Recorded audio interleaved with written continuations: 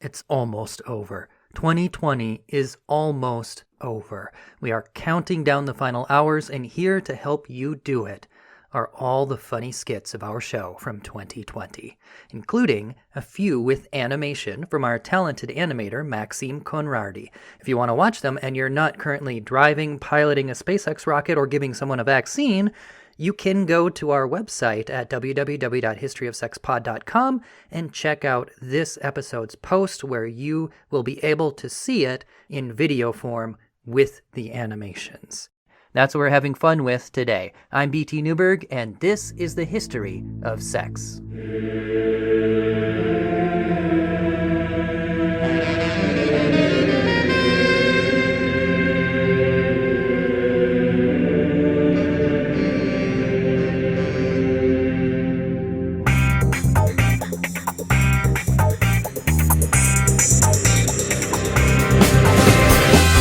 The History of Sex is sponsored by Dr. Gillian Kenny, historian of women, sex, and magic in medieval Europe.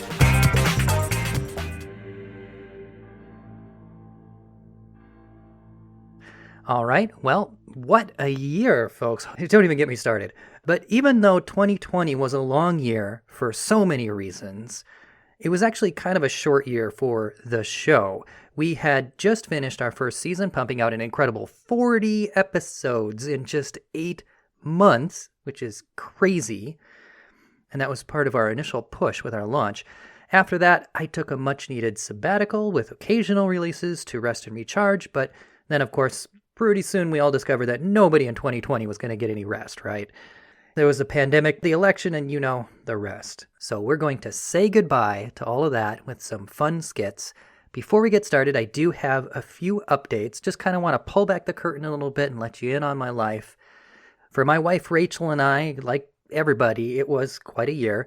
The Thai exchange student that we were hosting had to go home early because of the pandemic, and we got him on a flight just in time before things really hit the fan.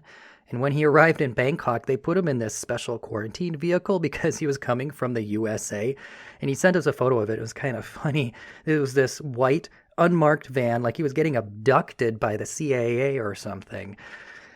Anyway, he spent 2 weeks in quarantine at home, and he's fine now, and has just been accepted into university, actually, so way to go, kid. Then, of course, there was the murder of George Floyd, which happened right in our backyard of Minneapolis, and our city council actually voted to defund our police. That has actually fizzled considerably since then. They never really came up with a very detailed plan. And, you know, despite some movement still happening, it is not at all clear what the outcome will be on that front.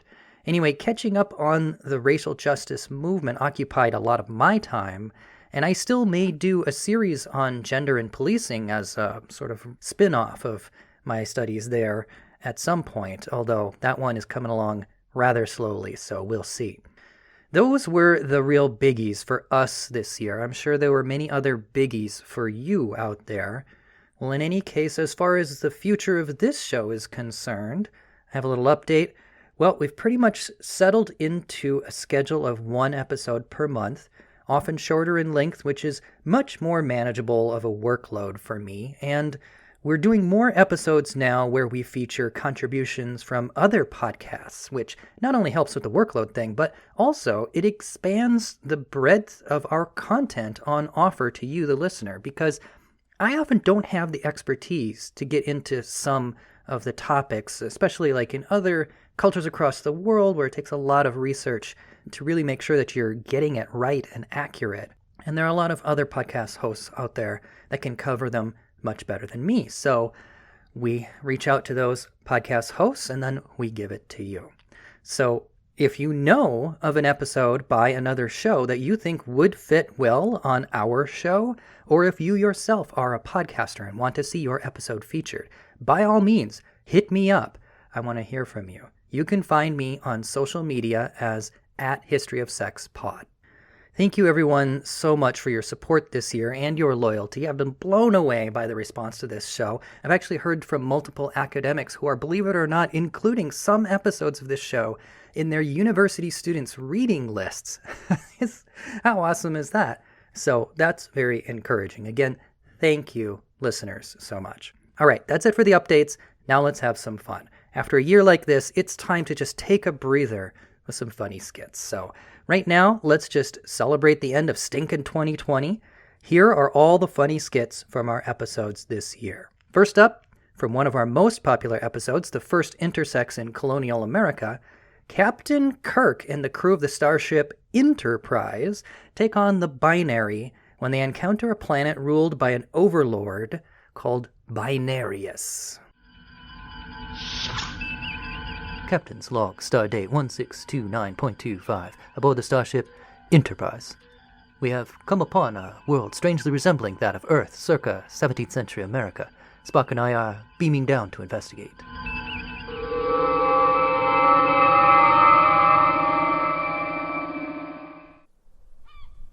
Welcome, travelers, to our colony. Beest thou 0 or 1?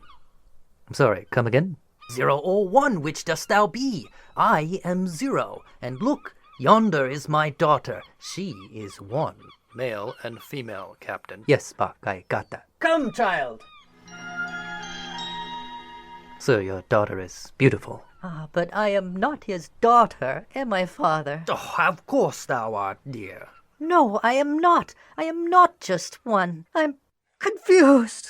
Quiet, my child. Binarius will hear thee.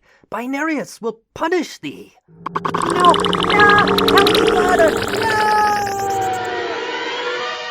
What happened? Where has she gone? She has been taken. Binarius, she will be determined. Then you must take us to see this Binarius.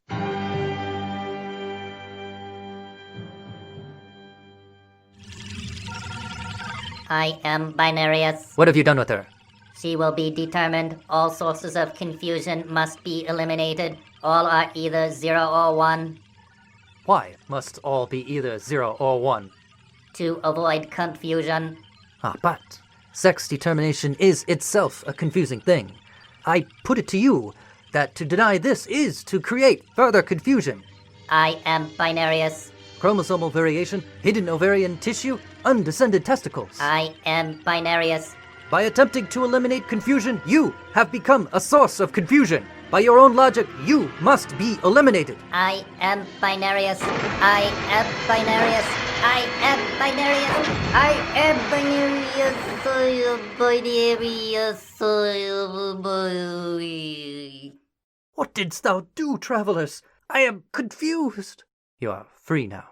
And my daughter? I am here, father, but I am not thy daughter, or your son. I am just thine. Time to go, Spock. Our work here is done. It may be time to review the crew uniforms when we return, Captain. Some question why they must wear miniskirts while others wear pants. Perhaps you're right. It's decided then. You'll look good, Spock, in a miniskirt. Captain? Folks, it has been a dark year, and we had some dark episodes this year as well. We concluded our epic series, Sex in the Third Reich, investigating the sexual ideology of Nazi Germany, and made light of some pretty heavy topics with a couple of black humor skits. The first one satirized the Nazi propensity for groupthink by comparing its notion of masculinity focused on comradeship to a certain children's show, the Mighty Morphin Power Rangers. And here is our first skit today with animation. Look out! Fall back! We can't win unless we must form Mega Fuhrer. Each of us must transform and become one. Together, we will become the giant robot called Mega Fuhrer. Form arms and legs. Form torso. Form head and mustache. Mega Fuhrer forward!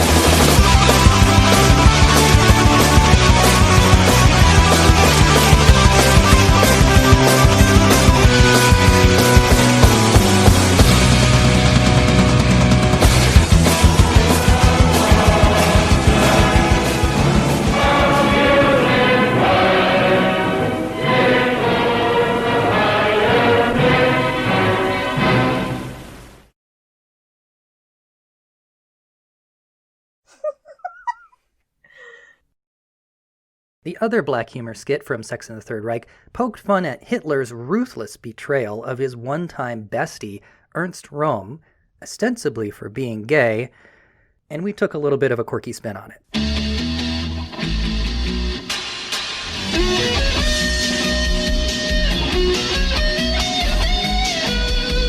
This week on Berliner Hills 90210, Adolf runs for class president. But now he has to choose between friendship and buddy. Hey, Addy. And power. Oh my god, are you gonna vote for Adolf, whose best friend is gay? And along the way, he learns something about himself. Everyone, I have learned something about myself. It doesn't matter what your friends do, only who they are. And Ernst is a good man and a good friend. But friendship is not all that it seems. Hey, Addy.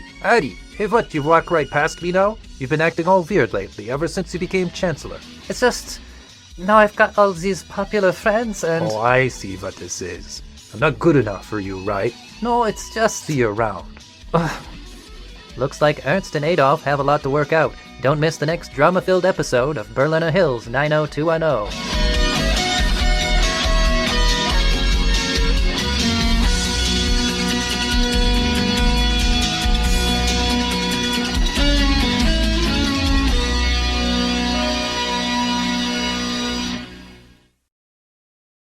Well, after that, we moved on to some lighter topics like, centuries upon centuries of oppression against women. In particular, we looked at how Europe appears to have forgotten female anatomy in our episode, Did Da Vinci Omit the Clit?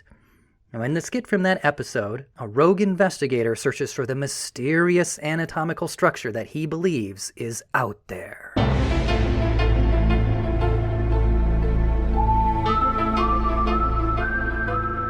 Telling you, Scully, I know what I saw. Mulder, to say that women have a hitherto unknown organ, it's crazy. There's nothing to support it. It was right there, a bump the size of a peanut right above the sexual organs. Maybe it was a scar, a birthmark. It could have been anything. Listen to me, Scully, this thing exists. But how do you... It's a conspiracy to conceal the truth, and I'm going to find out what's at the bottom of it.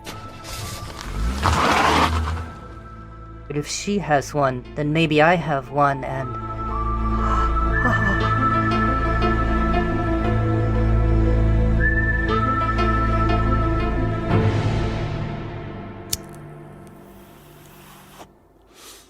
Trust no one, Mr. Mulder.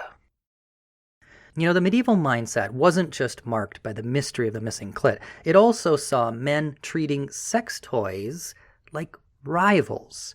We got the scoop on this from Dr. Gillian Kenny, historian of women's sex and magic and sponsor of this show. Why did men see sex toys as rivals? Well, the short answer is, in their patriarchal view, they could only really conceive of sex as penetration, and so something like, oral sex between women didn't really bother them nearly as much as something like a dildo, which was penetration. And so even regardless of who was wielding it, even if it was just a woman herself, this was like a rival to them. And to satirize this attitude, we made a skit, which was admittedly featured in last year's compilation, but hey, it came out in 2020 and it does feature animation, so here you go.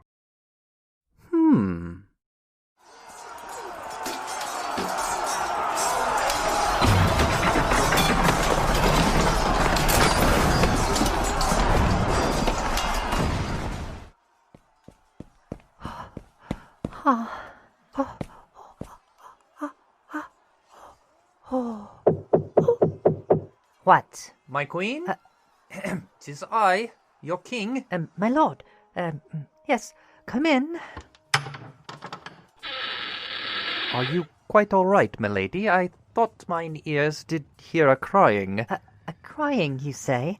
'Tis surely the cry of battle, my lord. Is not the army of your rival, the Baron, at our very gates? Well, yes, but 'tis another rival of which I wish to speak. Forgive me, my lord, but surely none could be more pressing than that which pounds upon the gate. Well, yes, but 'tis another pounding of which I wish to speak. But could there be a matter more urgent than the ram which batters again and again at this very fortress? Well, yes, but 'tis a ram of another Say now, what is that behind thy back? What this? 'Tis a gift. A gift? For me? Why, yes, my lord. 'Tis, a weapon. A weapon with which to smite thy rival. A weapon? Indeed, a holy weapon. 'Tis the very cudgel of Saint Cuthbert. With what is it anointed? An oil most holy, my lord, to bless thy victory. Now, off you go. My dear, so sweet.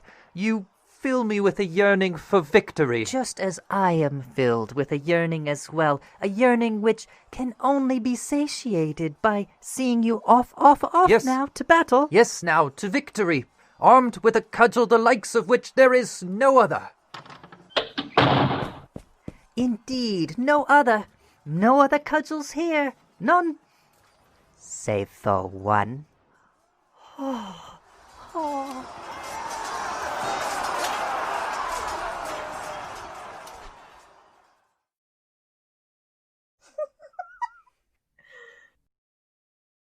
Now, you simply cannot talk about 2020 without talking about the pandemic. Vaccines are finally rolling out, but we're still at the height of it in terms of both cases and deaths, and we have to find some way to stay sane through all of this. And Rachel and I did so with music, as featured in our episode COVID Cabana, Top 5 Ways to Have Fun Despite the Pandemic. Jawbreaker! 6 feet, at least. My Corona! At the COVID Cabana. COVID, the swab-nosed reindeer, had to have them swab his nose. As for the reindeer restaurants, you could even say they're closed. Here in my house, I feel safest of all. I can knock on my doors. It's the only way to live in house. Our house, with the minimum 6 feet. Our house. Hey, we can all have it. And this is crazy, 'cause you can't get tested.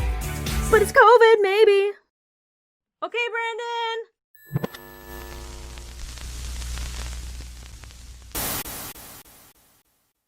And finally, last but not least, this year we took a serious look at the radical punk of her day, the Flapper Girl.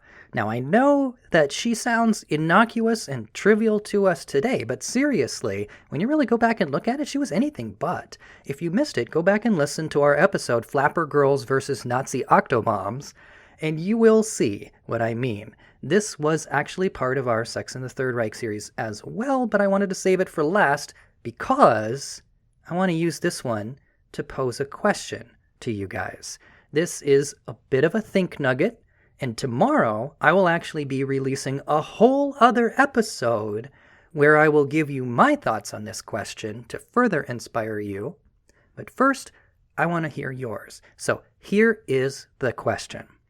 We are once again in the roaring 20s, even though this time the roar is kind of a roar of horror.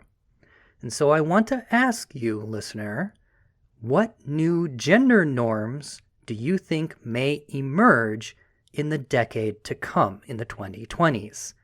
Let me give you a little context for inspiration on that. The Flapper Girl of the 1920s was a radical attack on traditional gender norms, and she emerged specifically out of the turmoil of World War I. Now, as we deal with the fallout of 2020 with all its medical, economic, racial, and political turmoil, I wonder what gender norm changes we will see. Will we see a new kind of rebel as punk and radical as the Flapper? We've already seen recent progress toward LGBTQ rights and transgender awareness, so will that continue in an even more radical direction? Then again, we've also seen a recent conservative backlash, so is there more of that yet to come? Or will the changes of the 2020s go in an entirely different direction? What do you think, listener? You can weigh in on Facebook, where we are at History of Sex Pod. I'd love to hear your thoughts. What will the new generation coming up during this time think about gender, and how will they transform the future? That's the question. Time will tell, but let's hear your thoughts. One thing is certain. Change is always scary for someone, just as it was for many Germans in the 20s who beheld the radical new punk femininity of the flapper, which leads us to our final skit for today, which does have animation.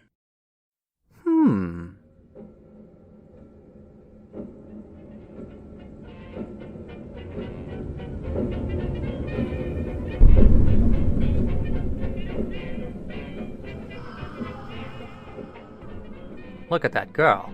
That's no girl. In a world where men were men and women were women, something is changing. That short hair, that dress. Is it a man? Is it a woman? What is it? Invasion of the body flappers. That body, it's straight as a board. Masculine women, feminine men. Which is the rooster, which is the hen? It's hard to tell them apart today. This summer, terror dances. Brother just out his family way. It's hard to tell them apart today.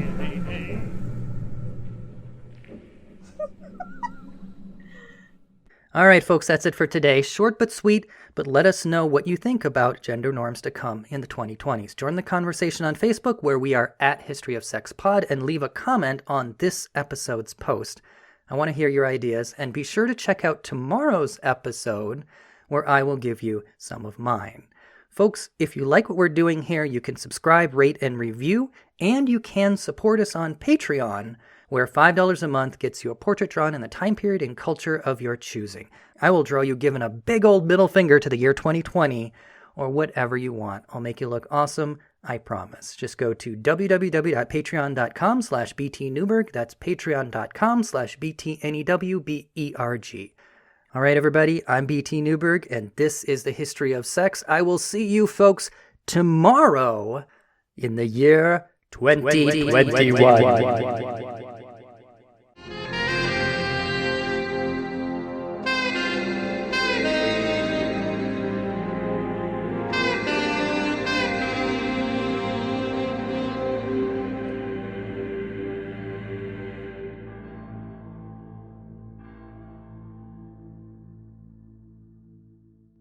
Podcast theme music mixed from tracks by Kevin MacLeod. For additional credits, references, photos, and more, see our website at www.historyofsexpod.com.